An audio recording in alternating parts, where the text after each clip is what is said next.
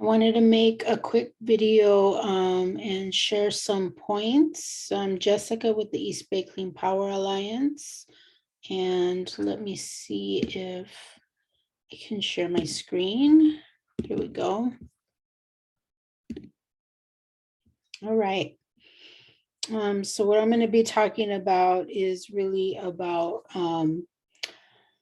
moving this proposal of $15 million of customer funds to be redirected to funding energy equity and specifically the prevention of asthma.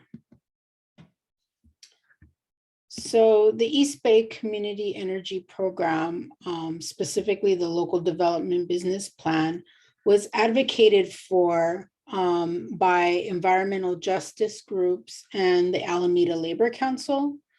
And this was back in 2016, where we got the Board of Supervisors to allocate a local development business plan study.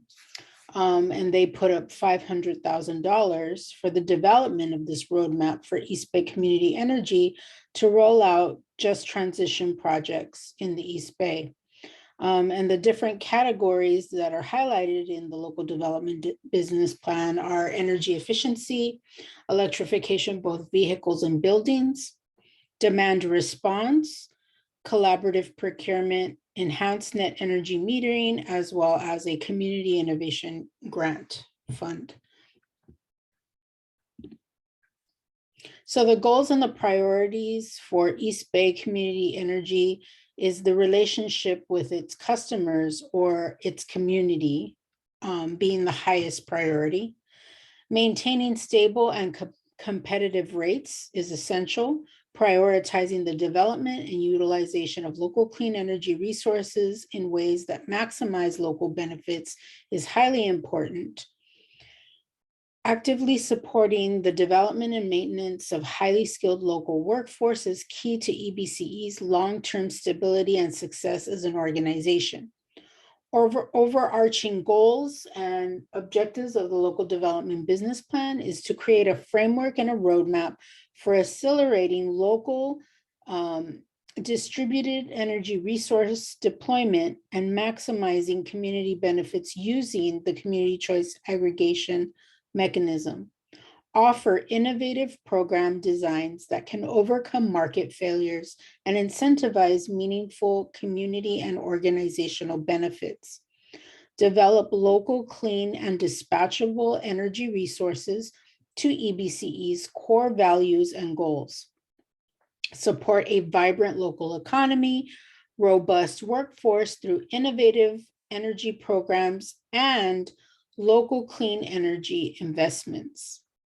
Protect the most vulnerable communities, customers through targeted and beneficial local energy programming.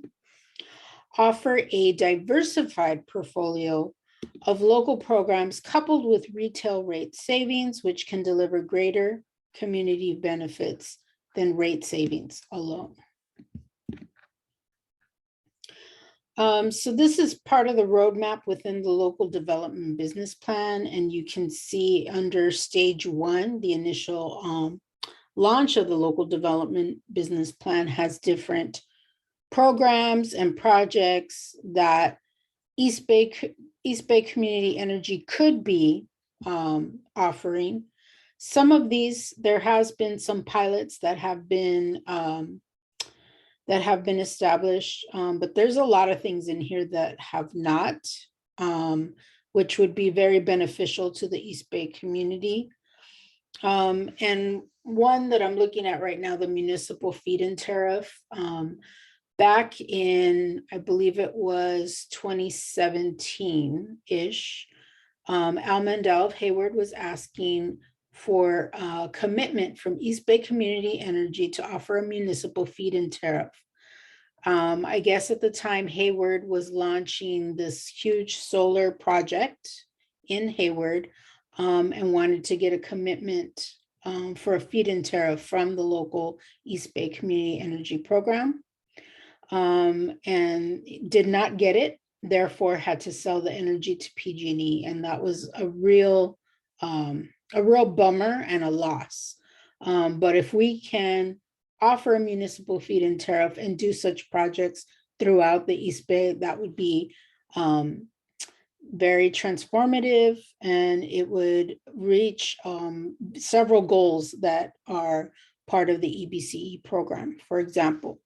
That's just one of many programs. And earlier today at the Community Advisory Committee meeting, one member of the public was asking, where is the feed-in tariff that EBCE should be offering through its local development business plan. So that's just another example. You see several community investment funds. There has been some pilots around energy efficiency and electrification, of which I'll bring up again later, as well as other programs. But what strikes me about this visual, sorry about that, is that under stage 3 local development business plan update, I mean, this is supposed to be 5 years into it, and I believe we are at the 4-year mark. So we should be actually already evaluating, looking at the metrics of the different programs that have been launched, and seeing how things are working, refining these programs, adjusting, integrating new ideas, and adopting a local development business plan implementation framework and timeline. So I think there's just a lot more work to be done. And so I wanted to highlight that from the local development business plan. Another report that actually came out last year by the California Environmental Justice Alliance, otherwise known as CEJA, is a report called Building a Just Energy Future, which is a framework for community choice aggregators to power equity and democracy in California. Some of the highlights from that study, from that report, is coordinating with the local community-based organizations within the community, accessing, making information accessible and doing outreach, having a community-driven local program design, transparent decision-making, and local and state accountability. What $15 million can fund is a just transition, pretty much, for the East Bay. So the programs that have piloted from East Bay Community Energy, I will reference here in how we can expand from those pilots and actually make a meaningful impact in the East Bay. So with $15 million, we could actually provide 395 low to moderate income electrification and energy efficiency upgrades fully subsidized instead of charging people. Or what we could do is also subsidize the $60 per month bill increase for those in the low to moderate income electrification energy efficiency program for 1,389 homes to join the program without having that $60 bill increase. Another idea is funding 60 community resilience hub microgrids. So we could be providing solar, islandable solar and battery storage for resilience hubs within the East Bay. And the environmental justice and community groups that we work with have no such resources and have been asking EBCE to fund this.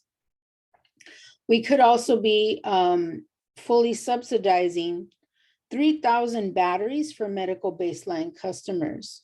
Under the pilot project through EBCE, customers were paying $3,000 for a $5,000 battery. With $15 million, we can offer 3,000 batteries for free. And these are medical baseline customers. This is literally a life-saving investment. Replacement of medium and heavy duty diesel fleets.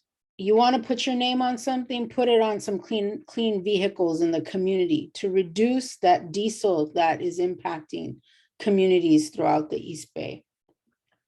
Otherwise, we can do a combination of the above, and I'm sure there are other ideas that'll come from the community as well.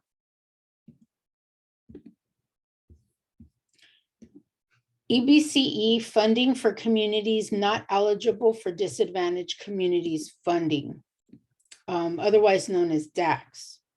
Did you know that many low-income and environmental justice communities don't qualify as DACs?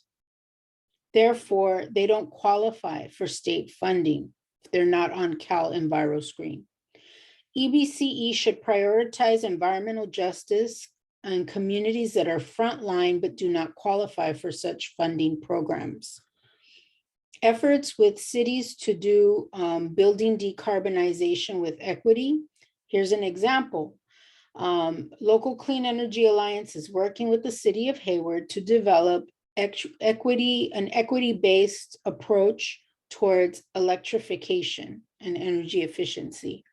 And what we learned is that Hayward community, although there are plenty of low-income communities of color and a dirty fossil fuel power plant, are not represented on Cal Enviro Screen as a disadvantaged community, but can use the benefit of doing such retrofits in the community, right? And so here is a great opportunity for East Bay Community Energy to provide funding where it is desperately needed and missing, okay? Currently, there are existing programs for low-income communities, like one that Bay Ren and Stop Waste are facilitating. It's called Bambi, and it has to do with multifamily affordable units and being able to do such, electrification, energy efficiency, retrofits. This program can use gap funding to complete these projects for communities who are unable to afford the full retrofits. So many people are not eligible or don't have enough money to cover the entire upgrade, which means that either these projects are done piecemealed or they don't qualify at all because they need their panels to be upgraded or they need some other kind of work to be done before they can actually make the transition. This is a great opportunity for East Bay Community Energy to fund fuel switching from gas to electric for homes of the lowest incomes of communities. Other asks I've heard of is to do this in schools within the East Bay. That would be a great investment as well. UCSF Benioff Children's Hospital, as Sophie Hahn had mentioned last month in May, that they have $2.3 billion in assets back in 2019.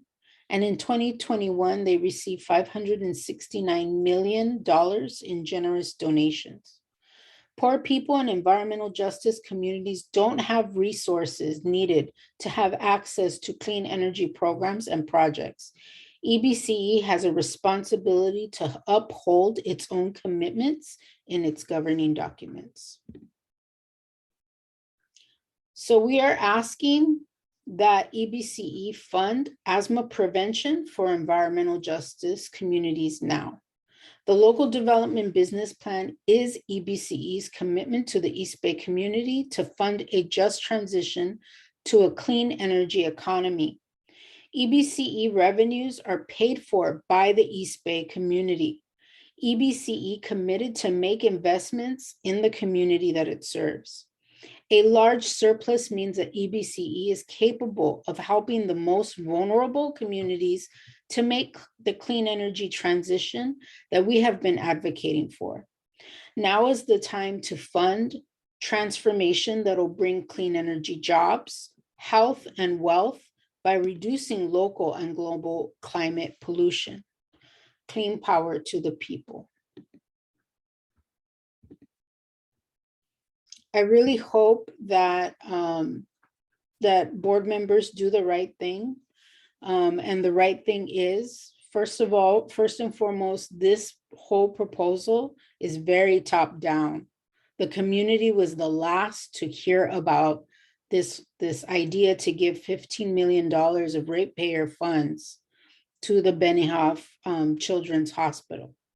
And it isn't that we're against giving it, to that cause, but this money from the very beginning has been earmarked for the community to do those investments in the community.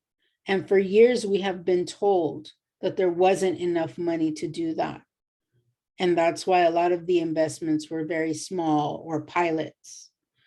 Now that you've reached a point where you have enough money, it's time to make those investments in the local community where it is needed the most. It should be in the hands of the community to decide where that money goes, how it's spent, what organizations should receive, and there should be a process. We have to apply for monies. The Children's Hospital and other entities should do so as well. So what I'm asking is that that the budget be approved, but that 15 million should not be earmarked directly to the hospital. There should be a process, just like there has been in the past, where it's a combination of board members and community advisory committee people working together as a committee, fielding applications and deciding how to disperse that money. And that's what should be happening here. Clean power to the people.